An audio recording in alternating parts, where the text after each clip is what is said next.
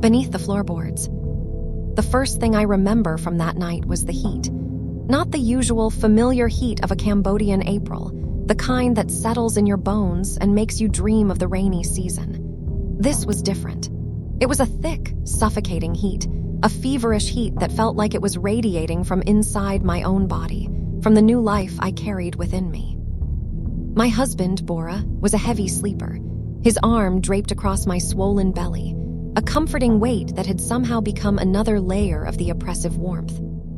Our small home, built on stilts in the traditional way, stood on the edge of a village nestled between the green hills and the quiet river of Kampot province. By day, it was paradise. The scent of green pepper and ripe durian hung in the air, and the laughter of children playing by the water was the only clock you needed. But at night, the jungle came alive. It had its own pulse, a rhythm of a million tiny lives. The anchor of that rhythm, the sound that told you everything was normal, was the chorus of the cicadas, a deafening, electric hum that filled every inch of the darkness. And that's when it happened. I was stirred from a restless sleep, my thin cotton sarong stuck to my skin with sweat.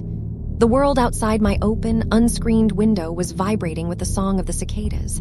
And then, in an instant, it stopped. Not faded away.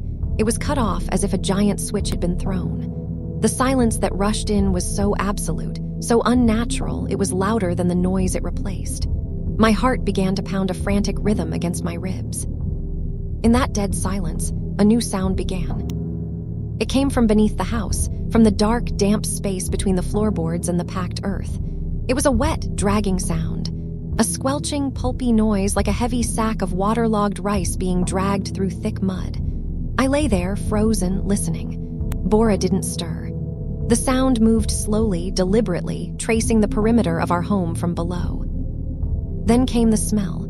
It slithered through the gaps in the woven bamboo walls and the floor, a coppery, metallic scent, thick as river mud and sweet with decay. The smell of old blood. My stomach turned, and I pressed a hand to my mouth, trying to fight the wave of nausea that had nothing to do with my pregnancy. And through the thin slats of the floor, I saw it, a faint, rhythmic pulsing of crimson light. It wasn't fire.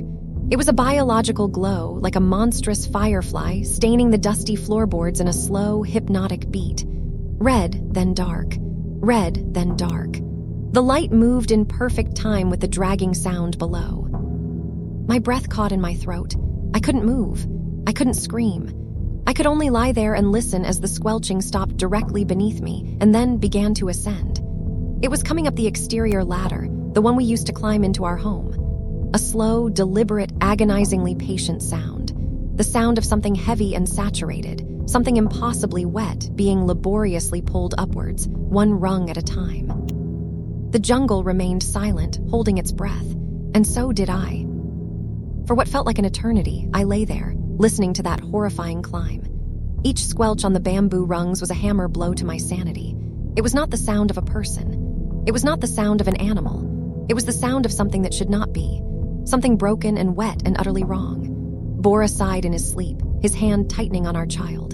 The instinct to protect, to scream, to wake him up, warred with a primal fear that told me any sound I made would be my last. The sound reached the top of the ladder. It was on our small veranda now, just outside the thin wooden door. The dragging became a sloppy, shuffling noise on the bamboo decking. The pulsing red light was brighter now, seeping under the door, painting a terrifying, throbbing line across the floor. The coppery stench was overwhelming, a physical presence in the room. I could hear something bumping against the door, a soft, wet thudding. It wasn't trying to break it down. It felt more like it was listening, waiting. I squeezed my eyes shut, praying to every spirit and ancestor I could name. I prayed for the sun, for the monk's morning chants, for the cicadas to sing again.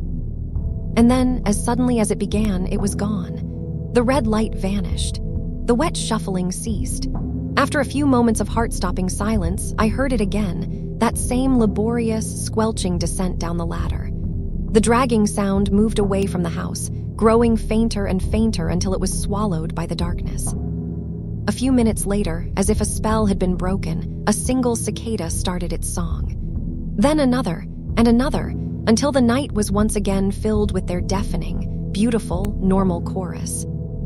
I didn't sleep again that night. I lay there, wide awake, until the first gray light of dawn crept into the room, chasing the last of the shadows away. Only then did I dare to move, to gently slip out from under Bora's arm. He mumbled, still deep in sleep, a peaceful smile on his face. He had heard nothing. It was my secret, my terror. My legs were shaking so badly I could barely stand. I crept to the door, my hand trembling as I reached for the simple wooden latch. I had to know. I had to see if I had imagined it all, if the fever had cooked up some terrible nightmare. I slid the latch and pulled the door open a crack. The morning air was fresh, smelling of dew and jasmine flowers. The veranda looked normal.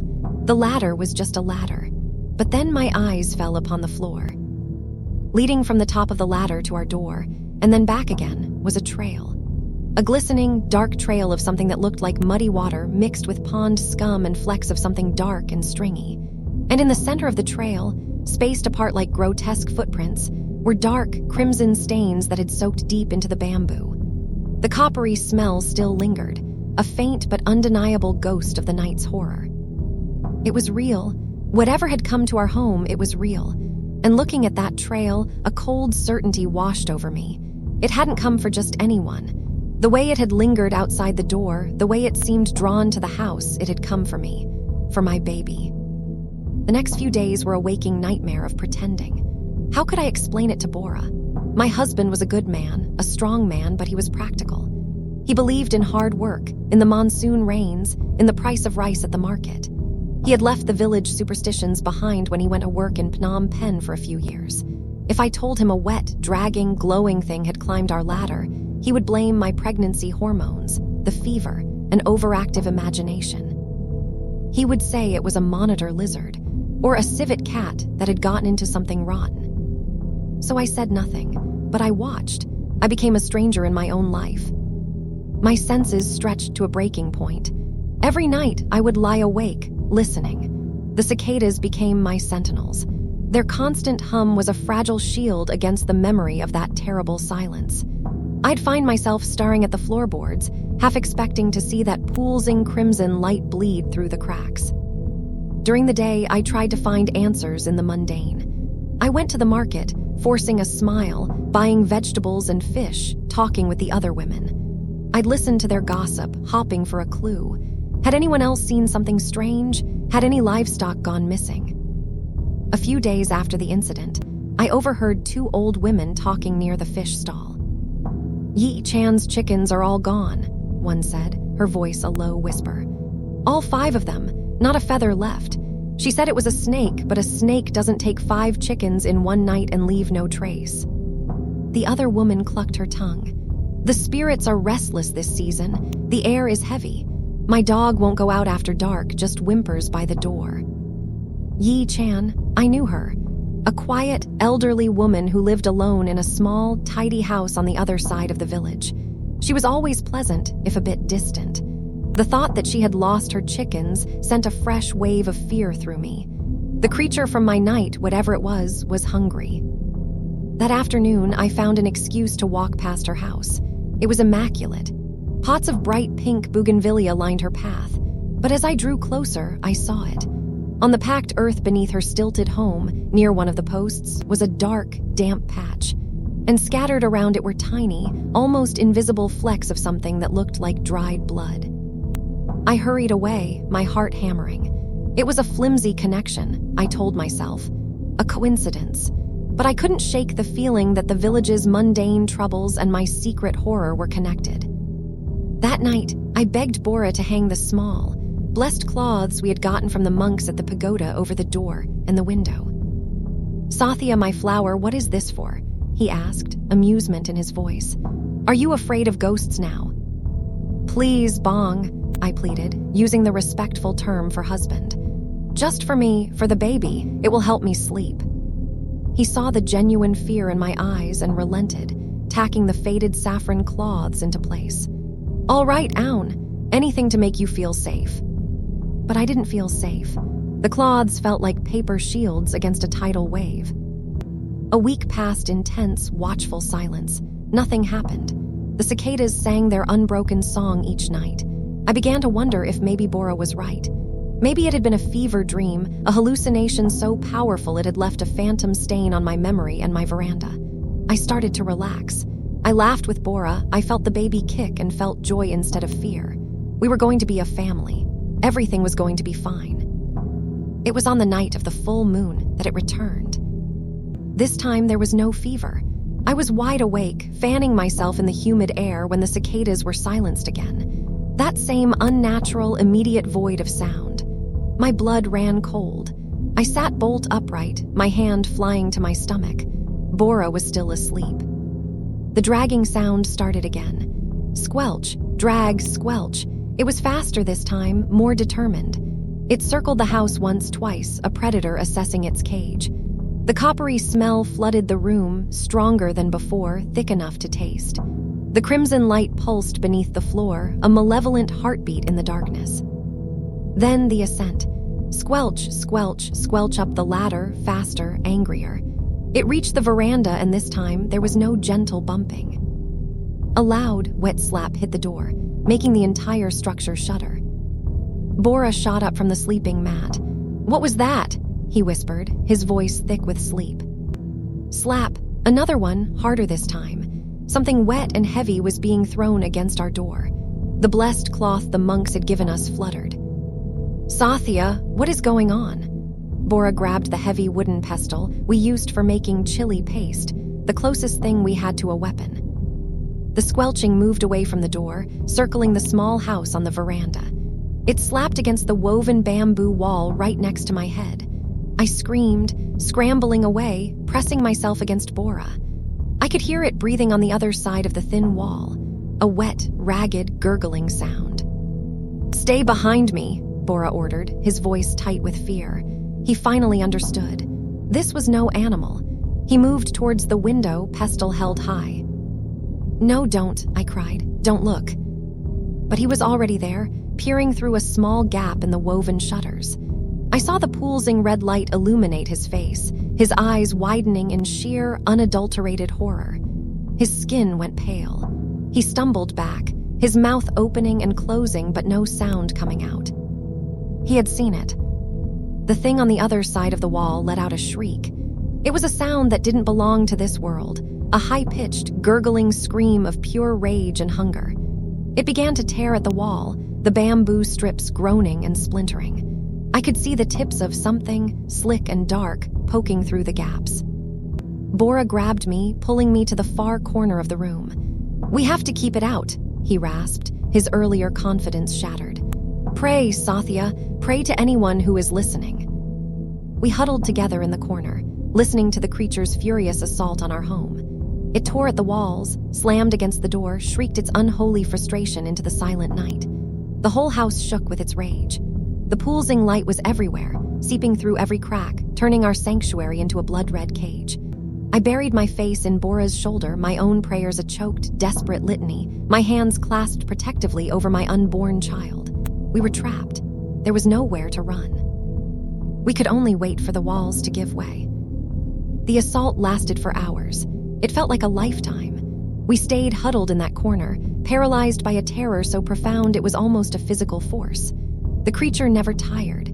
Its rage was relentless, a constant battery of wet slams, tearing claws, and that horrible, gurgling shriek.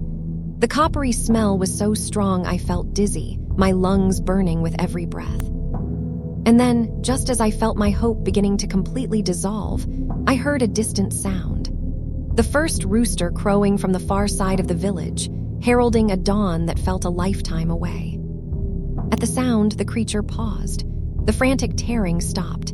There was a moment of silence, followed by a low, guttural hiss of frustration. I heard the wet, dragging sound move across the veranda one last time, then the slow, defeated squelch as it descended the ladder.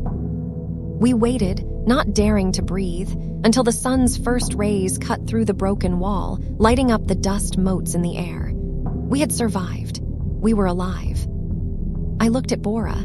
His face was a mask of disbelief and terror. The strong, practical man I knew was gone, replaced by someone who had looked into the abyss. "What was it?" I whispered, my voice hoarse. He shook his head, unable to speak. He just pointed a trembling finger towards the splintered wall. I crawled over, my body aching, and peered through the largest hole. The veranda was a wreck. The dark, muddy, bloody trail was everywhere. But what made me gasp was something new. Caught on a sharp, splintered piece of bamboo from the wall was a piece of cloth. A small, torn scrap of a dark blue cotton sarong, decorated with a tiny, faded pattern of white jasmine flowers. My blood ran cold. I knew that pattern. I had seen it just a few days ago at the market. It was the sarong Yi Chan had been wearing. The revelation hit me with the force of a physical blow. Yi Chan, the quiet, harmless old woman, the woman who had lost her chickens, it wasn't a coincidence. She wasn't a victim. She was the monster. A memory surfaced, something I had overheard my grandmother saying years ago, a story told to frighten children into behaving. She had spoken of the Op, or the Krasu, a woman cursed for dabbling in dark magic, whose head and entrails would detach from her body at night. It would fly through the darkness, its organs glowing, searching for blood, for raw meat, for the flesh of pregnant women and their newborn bobbies. During the day, she would look like a normal woman, but the curse would make her seem distant, and she could never hide her hunger for long. My grandmother had said they are drawn to the scent of blood, especially the scent of childbirth. I was months away from giving birth, but my child was growing, strong, and healthy. To a creature like that, I must have been a beacon in the darkness. "Bora," I said, my voice shaking as I held up the scrap of cloth. "I know who it is." When I told him, he didn't doubt me. Not after what he had seen. The world he knew had been broken, and in its place was a world of ancient curses and nocturnal monsters wearing the faces of neighbors. There was no question of what we had to do. We couldn't stay. We couldn't fight a thing like that. To confront Yi Chan would be suicide. Who would believe us? We would be the crazy ones accusing a respected elder of being a monster. She would deny it, and then, that night, she would return to finish the job. Our only choice was to run. We didn't pack. We simply grabbed the small bundle of money we had saved and my husband's identity card. At the first light of true dawn, while the village was still sleeping, we crept down the ladder, avoiding the disgusting trail that polluted our home. We didn't look back. We walked, then ran down the dirt path away from the village, towards the main road where we could catch the first bus to anywhere else. Every shadow seemed to hold a threat. Every rustle in the trees made me jump. I kept imagining her face, her head detaching from her neck, her intestines slithering out to follow us. As we reached the edge of the village, we passed her small, tidy house. There she was, standing outside, sweeping her porch with a palm leaf broom as if it were any other morning. She was just an old woman in a faded blue sarong. She looked up as we hurried past, and her eyes met mine. There was no surprise in them, no confusion, just a flat, cold, reptilian stillness. And then the corner of her mouth twitched into the slightest, most terrifying of smiles. It was a smile of ownership, a promise. She knew, and she knew that we knew. We finally reached the main road as a battered old bus was pulling away, heading towards Phnom Penh. We screamed, waved our arms, and thankfully the driver stopped. We clambered aboard, breathless and shaking, collapsing into a seat at the very back. As the bus lurched forward, kicking up a cloud of red dust, I felt the first glimmer of hope. We were getting away. We were escaping. The bus picked up speed, putting distance between us and the village, between us and that thing. I rested my head against the vibrating window, my hand on my belly, whispering to my child that we were safe now, that we were going to a new place, a place with electric lights and crowded streets where monsters couldn't hide. Bora took my hand, his grip tight and reassuring. "We're safe, Aun," he said, though his voice lacked conviction. I looked out the window, watching the rice paddies and sugar palm trees blur past. The sun was higher now, a comforting warmth on my face. My village, my home, was just a green smudge on the horizon. We were miles away. We were safe. But then my eyes caught something. Far in the distance, back in the direction we had come from, was a line of dark trees marking the edge of the jungle that bordered our village. And from the top of one of the tallest trees, something small and dark detached itself. It rose into the morning sky, moving with an unnatural speed. It was too far to see clearly, but I didn't need to. Trailing behind it, glistening faintly even in the bright morning sun, was a long, tangled cord of something dark and wet. It wasn't flying away. It wasn't returning to its lair. It was following us. The bus chugged along the dusty road, carrying us towards the capital, towards a future I no longer understood. But my hope had turned to ash in my mouth. We hadn't escaped. We had just made it angry. We had taken away its prize, and now it was coming to collect. You can leave your home. You can leave your village. You can run 1,000 kilometers to the busiest city on Earth. But some things, once they have your scent, will never, ever stop hunting. Some curses are not tied to a place, but to your blood. And they will follow you, even into the brightest day, waiting patiently for the sun to set once more. So if you ever find yourself in a quiet place and the sounds of the night suddenly fall silent, do not look out the window. Do not open the door. And pray the dawn comes before it finds a way in.